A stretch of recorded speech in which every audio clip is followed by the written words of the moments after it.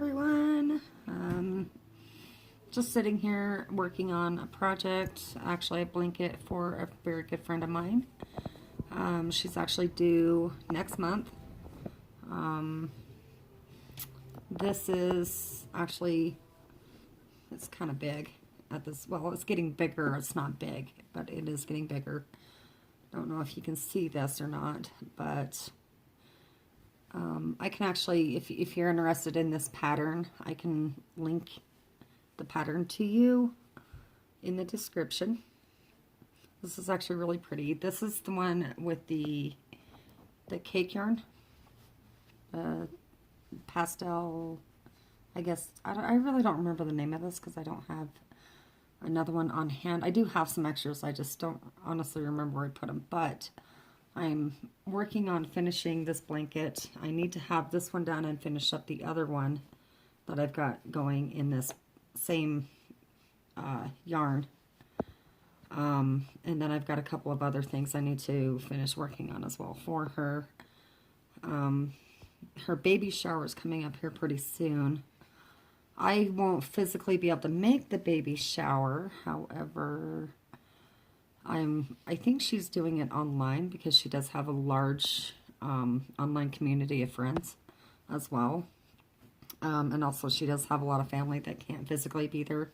So I think she is doing something online. She hasn't seen this. She doesn't even know I have a YouTube channel. So this works out for me because I can do these videos and do the video on things like this. So that she, honestly, so she won't even see it. I'm not even worried about it, so. Yeah, this is it's a shell stitch. Yeah. It's a shell stitch. Yeah, I really can't talk and count at the same time. 5.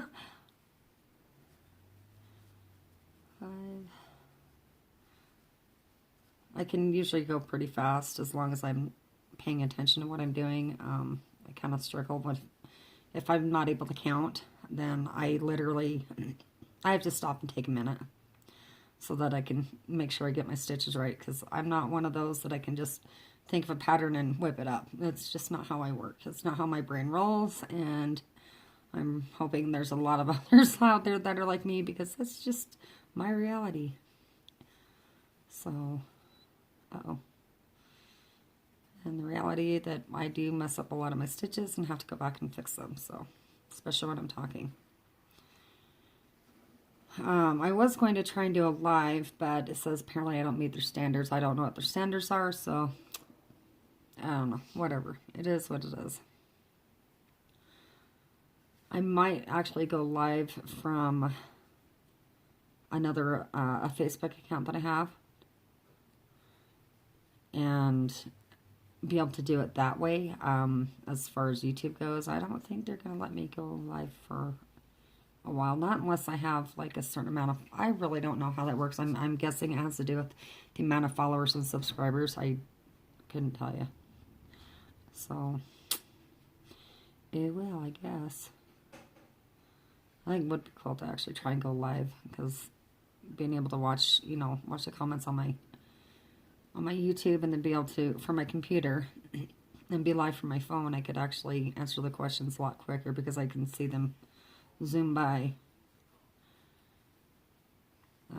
It's just easier when you have something set up like that. Oh, and there I go, messing it up again. Oh, what stitch was that? Oh my gosh, this stitch just doesn't want to go. It's only number 4. I have to do 7 double crochets per shell. Okay, there's 5. Ah, see, I can't count. Not when I'm talking. It really messes me up. And then when I go into my next shell, I don't know if you can see that. My next one, you just count over, because there's 7. Count over to the 4th space. So it's 1, 2, 3. This space right here. And either way you go, it's still the fourth space over from either direction, so it doesn't matter which way you want to count it.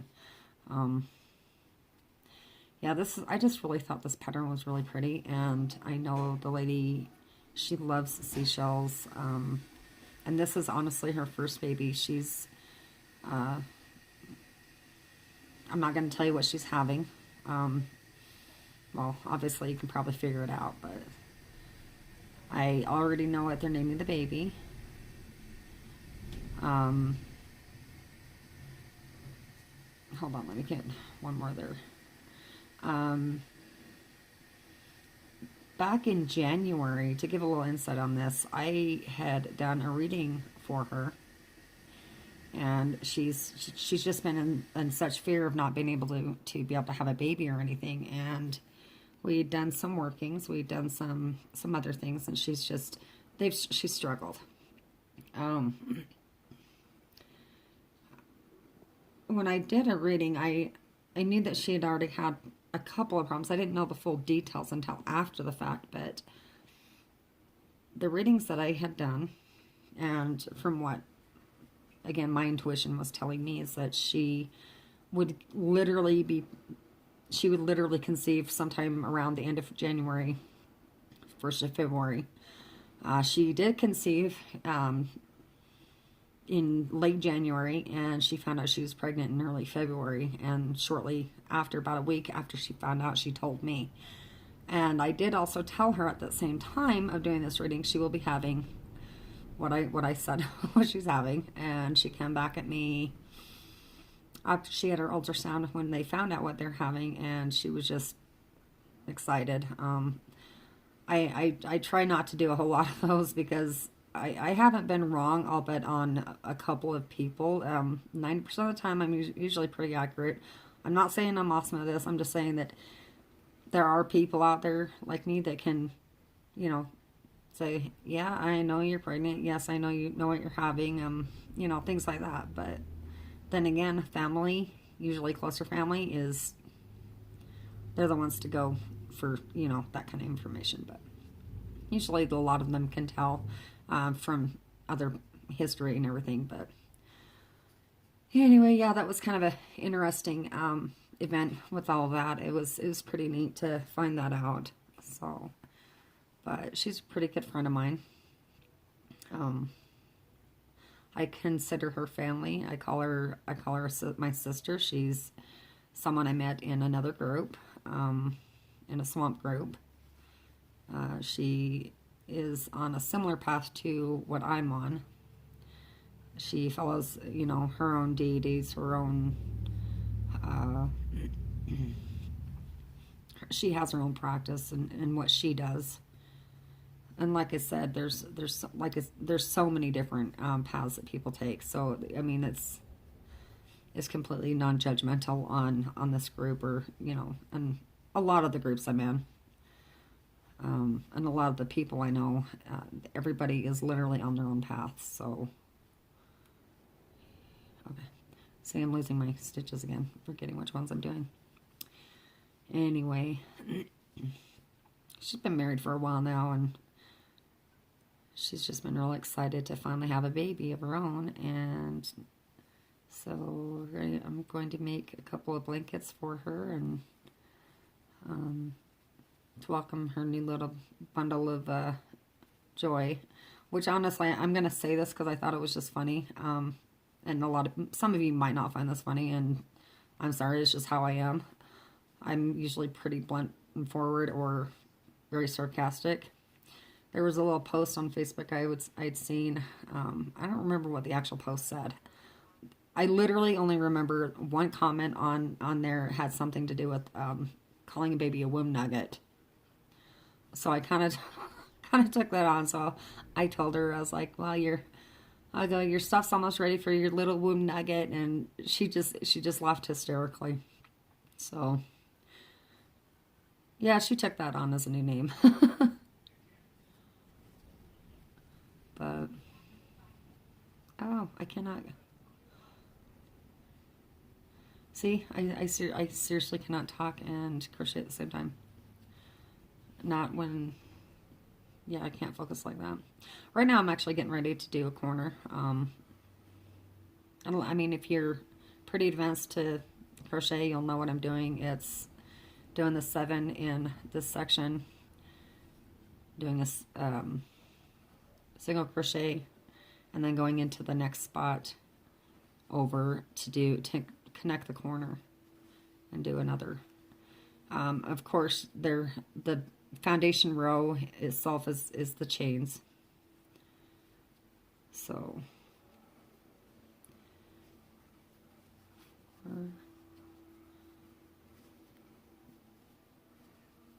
5, 6. This is not an advanced crochet technique. This is a basic because of how simple this is. This is literally easy enough for beginners. I wouldn't classify myself as an intermediate or anything. I mean, literally, I would say that personally I'm at a beginner stage. I do try things. But if I don't have a video to show me how to do something, I'm so lost. I did learn how to do the Tunisian stitch, and I made a gorgeous, gorgeous wool blanket for my dad. I took it down to him for his birthday back in 2017. Yeah, 2017. And he uses it to keep himself warm when he's sitting by the fire. And, he doesn't go camping anymore, so I think he recently just got back from Alaska. So him and my brother and my sister-in-law went up to Alaska. And they did make front page news up there, of all people. But I guess it was because of the fires and everything. They were kind of forced to camp on the side of the road up there. So, but yeah, they had a pretty good trip up there. They enjoyed it. My dad enjoyed that, which is literally the first time he's been out in a long time. Yeah, he hasn't really gotten out and done a whole lot, so. Oh, and some other news. My youngest daughter, because I have 3 kids. My oldest daughter's 26, and she lives in Utah. My son is going to be 21 the day before Halloween this year. My youngest daughter is Ashley. She is engaged, and, well, she graduated this year. She's engaged. And she is, she joined the United States Air Force, and she's supposed to be going to boot camp sometime in October. We're not exactly sure. She's in the delayed entry program. She picked 10 jobs out of, I think there was 160 or 180. I don't remember, 160 or 180 something jobs. So whenever they've got their, the staff from the boot camp, their sergeants and all them, as soon as they get their days off and everything that they need, yeah, they're going to be shipping out quite a few people. I was actually pretty excited when my daughter was able to get into it. She is planning on going to college after the Air Force. I know that she is planning on something in the medical field. She was talking about becoming a registered nurse and then upped it to a surgical nurse. So she's going for it full force. So I'm pretty proud of her. I'm proud of all my kids, honestly, but they're all on their own path. They got to do their own thing. They got to learn for themselves. You can only guide the way so long. So I'll just hope that they make the right choices and, have a good life and be successful. That's all you got. That's all you want for them. That's all you ask. So you can only do so much. But I mean, it's probably a pretty boring video to some of you. I mean, I don't know. I just figured I'd get on and make a quick video for everybody and just kind of talk about a little bit of things that's going on and what I'm doing. Like I said, I mean, my life isn't like extravagant or nothing. I'm pretty laid back. I don't work. Not that I can't. I just, I don't have to, which I'm very thankful for. My husband works his tail off to provide for a family. We're in an area, and it's funny because of where we live. A lot of people seem to think, they're like, "Oh, I didn't know that place existed." Well, yeah, we do exist. We are here. Just because we don't have a louder voice like some other states do. Um, we do exist. It's filled with a ton of open space out here. One of these days I'll actually do a video. My sister was wanting me to do a video for her to show how much of a change everything has everything that's happened within the last 10 years. I think it's been about 10 years since she was here last. I'm not really sure. But I'll have to do a video of where I live. I mean, it's a small town. The closest place to me is about 15 miles. Yes, I have a Starbucks. Yes, we have a Walmart. Yes, we have a Walgreens. And unfortunately, we have a mall that I wouldn't exactly call a mall. It's more of a dump. An overpriced dump, mind you. Literally, you're better off just going to Walmart. You can get the same stuff a lot cheaper. Oh, we do have a TJ Maxx. We have a Ross. We have a Joann's. Not the best Joann's, mind you. This store is horrid. Oh, and then there's a Petco. But my favorite place to go is Joe's Pet Depot. That's actually one of my favorite places to go. I know the owner. I worked with him. He's an amazing guy. I go there quite a bit for some of my stuff for my dogs. It does get expensive when you have 3 dogs. But because of the fact of having 3 dogs, we've had to change food. Otherwise, usually their snacks and their toys I get from Joe. That's usually where I go. And my God, they have to be squeaky toys. They have to be loud. They have to be obnoxious. I don't know how many of you know about Huskies, but they're very opinionated. They're very vocal.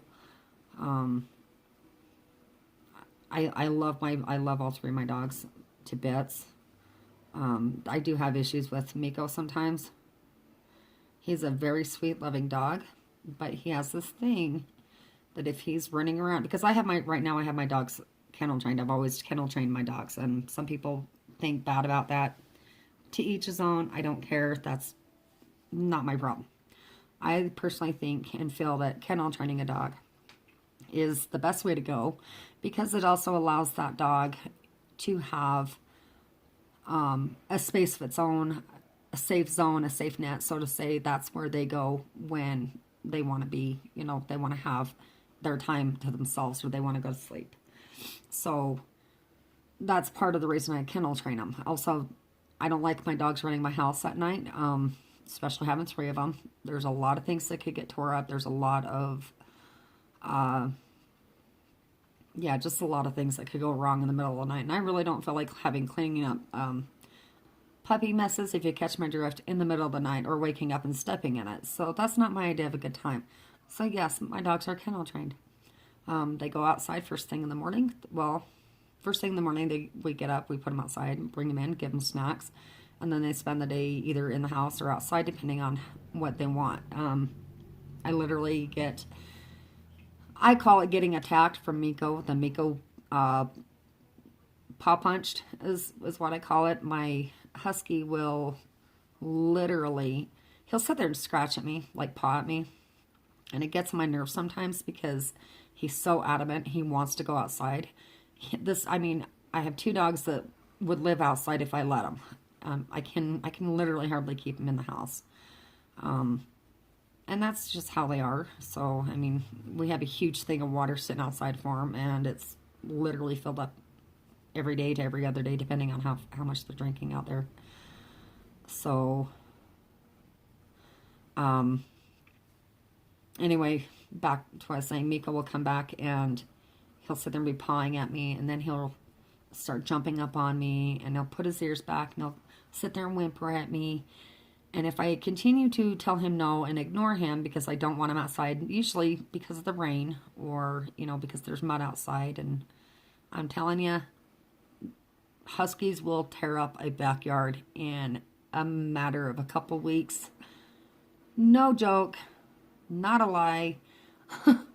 If you want a husky, either put some fake grass in there or expect to have no grass at all. My front yard has grass, my backyard does not. We've tried replanting so many times, it's just not happened. Those dogs have tore it up. So eventually we will be getting around to doing a pen, which will be large enough to literally let them run and play so that, they're not tearing up my yard again. So eventually we'll have grass back there again. Anyway, yeah, back to what I was saying. Miko will like literally jump on me and he'll start doing this little pout and everything and whimper. If I continue to ignore him and not let him go outside, he will jump on me. He'll stick his nose up underneath my arm and just literally try to do anything and everything he can to get my attention. He does this even when he just wants a snack or food. But he continues, and then he starts jumping on me, and he will take his paw and pop me in the face as hard as he can. This is why I say he's paw punching me, because he gets mad. And then we go the rounds, and I'm pushing him off me to the point where he does get a timeout. And yes, I do put my dogs in timeout. You can laugh, but they go in timeout. They know that when they're in that timeout period, it's either they stop their behavior or they can sit there, because I won't tolerate it. Yesterday it was pretty wet. We had a lot of rain coming down. Literally like at 5 o'clock, 4:30, 5 o'clock yesterday morning. We had a lot of rain coming down. It was actually pretty unexpected. I heard it was going to rain, but I didn't realize it was going to rain that bad. So it kind of threw me off. I went outside and seen this rush of water just hitting up against the back of my husband's car. I'm like, well, it looks like our streets are nearly flooding back here, but anyway. Yeah, I didn't want the dogs outside getting muddy, because when they get muddy, they come in the house, they have to go straight in their kennels to dry off. And I don't like doing that, because I feel like it's torching the dogs, but they tend to run in and jump on my furniture, and it gets the mud everywhere. So now they go in their houses. That's where I put them when they're soaking wet. That's where I put them on timeout. But yeah, I'm one of those. They got to be kennel trained. Like I said, I love my dogs, but I can only tolerate so much of an attitude from a husky. One of the dogs that we have, one of my little fur babies, his name is Mitchell. Okay, first let's get back. Miko is the husky. His name is Miko, spelled with an M. And then there's Mitchell. Mitchell is actually a puppy from Miko. My daughter had a female dog that was a mixed breed. We picked her up from an ex-friend of ours. Because she wouldn't even get her dog fixed, so she just kept having puppy after puppy after puppy. So we finally eventually just went and got the dog, just to make sure that we could give her a good home, because we didn't want her going to the pound like all the others were going. So we went and picked, let my daughter pick one out. She picked a female, and when I'd gotten Miko, Juliet was probably about a year older than Miko. And then I got Miko. Of course, he was a little baby. And somehow, this dog that my daughter had, this female, got pregnant from my husky. Now, mind you, my husky is a normal-sized Siberian husky dog. They're good-sized dogs. They're big. Juliet, however, was about the size, a little bit larger than a min pin. Her dad was min pin Chihuahua mix, and her mother was blue heeler. She was not the size of a blue heeler. She was actually the size of a min pin a min pin dog. I mean, the little miniature pinchers. And somehow Miko got her pregnant. Thankfully, she only had 2 puppies. She had Sam and Mitchell, which are Sam's in another home because we couldn't take them both on. But we were able to keep Mitchell. And that dog is this, I mean, he is solid muscle. We just found out he's about 44 pounds. I mean, he's a good sized dog. He tries to sound like his dad. He tries to bark, but it sounds more like a hyena. It's kind of funny. Honestly, I mean, it's like an alien comes out of his voice when he starts yelping, trying to get out that door. But he's got similar characteristics. It's just you've got 4 breeds of stubborn in one dog, and yeah, it can be hard sometimes. But he's a good dog. And then there's Sebastian. He is a Pekingese. He is actually the old man of all of our fur babies. And we've had him. Well, Daisy, the min pin that I did have, she was hit by a car on my birthday back in 2008. And it took me a few months, but that's when I went and got Sebastian. And when I went in to the pet store and I seen him, he was there, and he wouldn't go to anybody. He was just cowering and running away from everybody. And I had walked up to the cage, reached over, and he let me pet him. And he was only about 12 weeks old. But I'd reached over the cage and I pet him. And I walked away. I was like, oh, I gotta have him. And I was trying to get a hold of my husband and talk him into let me have another fur baby at the time, because like I said, at the time we didn't have any pets because of what had happened with Daisy back in April of that year. And before I knew it, Sebastian had already jumped the cage, jumped and actually climbed it, and like, mind you, he was 12 weeks old.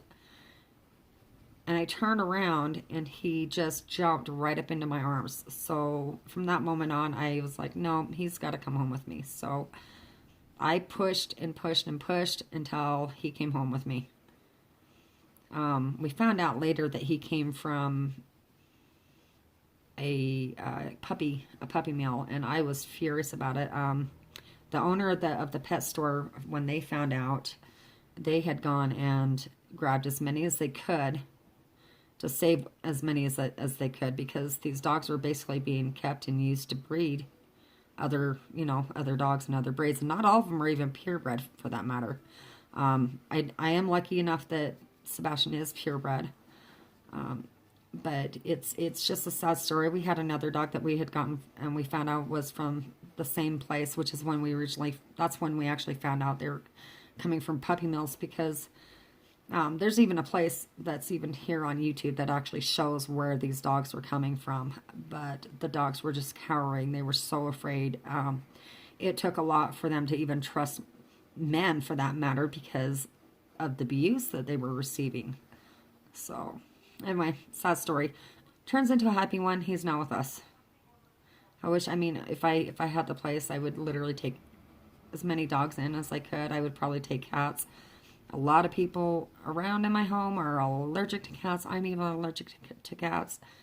I'm not against having a cat. I just can't breathe when they're around. I think they're very adorable. I had one when I was younger. Oddly enough, that all kind of changed after I got pregnant and had my son. Oddly enough, I have an allergy to cats. Didn't know how that was possible, but that's what happened. So, yep. That's how that all went down. Interesting as it was. So, I'm literally about right here to the very end. I have one more shell to do, and then I need to connect and start my chain. My chain round anyway, my foundation row. So I'm going to hurry up and finish that. And if there's any questions that you would like to know about me, what I do, like I said, I do readings with cards, but like I said, I'm not one to like get, if I get bombarded, I'm only going to pick like one or two, and yeah, I won't do them. I feel like I just can't focus at that point. But I did a reading for my sister actually yesterday.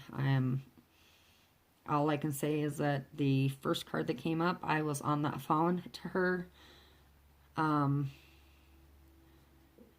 it was an amazing reading. It turned out to be, I mean, it's the cold hard truth as it is on how things are, but it put things into perspective, and she was able to, she knows exactly what it is I was talking about. So anyway, that just to kind of fill that little part in. I gotta remember what I gotta do. I think I'll just leave that connected. Anyway, I do readings, stuff like that. You know, like I said, if you're interested, we can do that. By the way, I am going to be doing a giveaway on 1,000 subscribers. I will be picking somebody out of the comments. However, you have to be actually subscribed to my channel in order to get the giveaway, and I'm only going to choose one person. I will be doing a video. I'll actually be recording the whatever that, I can't even think, my mind went blank, but I will be recording that so that you can actually see who it's actually picking, because I don't want people to being biased and saying, oh, you're picking and choosing. I've seen that one too many times. So we'll be putting in names and numbers and all that, you know, however all that's going to work, and it will be selected digitally from the program. Y'all will see how that works, and y'all see, we'll see the winner, and then following that I will do another video announcing the winner, and so that once that person gets back to me, I will be able to get their winning package out to them. It's just going to be something from my from Lucid Body Essentials, from the Body Essentials store that I own. So if you are one of those that have certain particular allergies, say to aloe or coconut or something like that, I need to know, so that way I can go through the ingredients and make sure I'm not sending you something that's going to give you some kind of allergic reaction. So, I mean, even sensitive skin, I have extremely sensitive skin, but I'm able to use quite a bit. I found out, I mean, I know that my sister is allergic to aloe.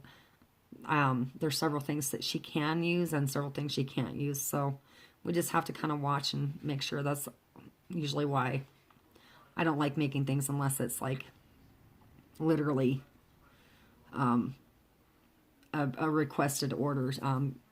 I pre-make things and I sell them and I do it that way. But yeah, as far as this drawing goes, I'm not going to do the drawing or the video until after I reach 100 subscribers. Also, there is going to be a giveaway on the on Allison's channel on Mommy's Life. So as soon as she reaches 500 subscribers, there's going to be something donated from Lucid Body Essentials for my shop as well. And also, when she reaches 1,000 subscribers, I am donating a full sample kit from Lucid Body Essentials for her channel as well, for when she reaches 1,000. And that's only going to go to one of the winners. I don't know how she's going to work that all out. That's going to be on her. But if you don't know her, head on over to her channel, give her a like, subscribe, hit the bell icon so that you get notifications when she sends out a video. Do the same on mine. Share the information. You know, like I said, we all follow our own paths. We're all here. We all enjoy doing different things. Love to crochet, love our crafts in so many ways. Ha! Yes, I know, it was dorky. But just like, share, and subscribe, and hit that bell notification. I'll be doing a shout out here probably in the next week or so. I just need to get some other things taken care of. I've got a kind of long list. I keep adding to my list of things I need to do. So Anyway, in the coming videos, there will be some shout outs coming up. Probably more Happy Mail. I haven't decided on that. And like I said, don't forget, doing a 100 sub giveaway from my business shop on Facebook is Lucid Body Essentials. Go and like that page. Yeah, have fun. Enjoy your day. I'll see y'all later. Bye.